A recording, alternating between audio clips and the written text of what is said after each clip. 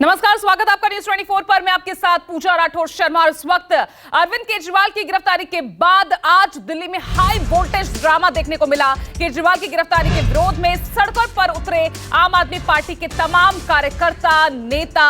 आप मंत्री सौरभ भारद्वाज, आतिशी को पुलिस ने हिरासत में लिया।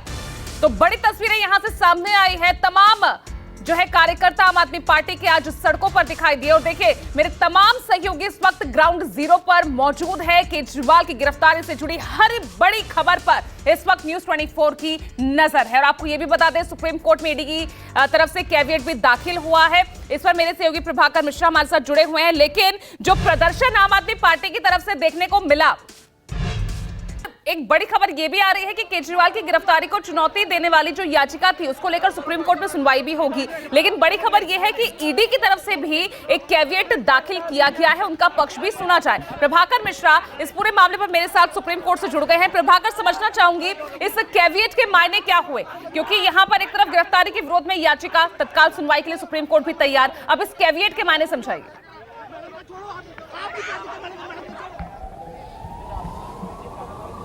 तकनीकी तौर पर अगर हम कहें तो कैविएट का मतलब बस इतना है कि ईडी की तरफ से एक अर्जी दे दी गई, कह दी गई कि माय लॉर्ड, अरविंद केजरीवाल की याचिका पर कोई फैसला लेने के पहले हमारा भी पक्ष सुन लीजिए। लेकिन मैं ये बात कह रहा हूँ कि ये तकनीकी मामला है। इसमें दर्शकों के समझने के लिए बस इतनी सी बात है कि जिस मामले में खुद सॉलिसिटर जनरल कोर्ट में पेश हों, जिस मामले में एएसजी पहले से मौजूद हों, वहाँ पर इस कैविएट अर्जी का कोई बहुत मतलब नहीं होता है। बस एक सामान्य सूचना है। और ऐसे भी अरविंद केजरीवाल का मामला है, रात में पिटीशन दायर हुई थी, देश भर में शोर मच गया, सुप्रीम कोर्ट सुनवाई करने जा रही है। तो ऐसे में ईडी तैयार है, पहले से तैयार बैठी है कि अरविंद केजरीवाल के मामले में किसी तरह की कोताही नहीं करनी है। सुप्रीम कोर्ट में अपने पक्ष रखे जाने हैं। किसी भी तरह को राहत अरविंद केजरीवाल को नहीं मिले, इसके लिए अब ईडी के वकील, उसमें सॉलिसिटर जनरल शामिल हो सकते हैं, उसमें एएसजी भी शामिल हो सकते हैं, और उनके तरफ से वो बातें रखी जाएंगी जो हाई कोर्ट में रखी गई थी, और उसकी दलील को और आगे बढ़ाया जाएगा। एक बार फिर मैं याद दिला दूं अपने दर्शकों के लिए कि कल हाईकोर्ट में जब सुनवाई हुई थी, तब हाईकोर्ट ने जब पूछा था कि आपके पास, अरविंद केजरीवाल के पास कोई सबूत है क्या, तब ईडी ने कहा था कि हमारे पास सबूत है। हाईकोर्ट के सामने रख दिया था उन सबूतों को, और उन सबूतों को देखने के बाद हाईकोर्ट ने अरविंद केजरीवाल को राहत देने से इनकार कर दिया था, जिसमें अरविंद केजरीवाल ने कहा था कि वो जांच के लिए तैयार हैं, बस उन्हें प्रोटेक्शन दे दिया जाए, गिरफ्तारी से प्रोटेक्शन दे दिया जाए, संरक्षण दे दिया जाए। वो जांच को तैयार हैं, लेकिन अगर उस पर कि अगर अदालत उन्हें गिरफ्तारी से संरक्षण देती है। लेकिन कोर्ट ने उन सबूतों को देखने के बाद से इस तरह का कोई प्रोटेक्शन नहीं दिया था, और उसके बाद ही ईडी के लिए एक तरह से कहें कि रास्ता साफ हो गया था।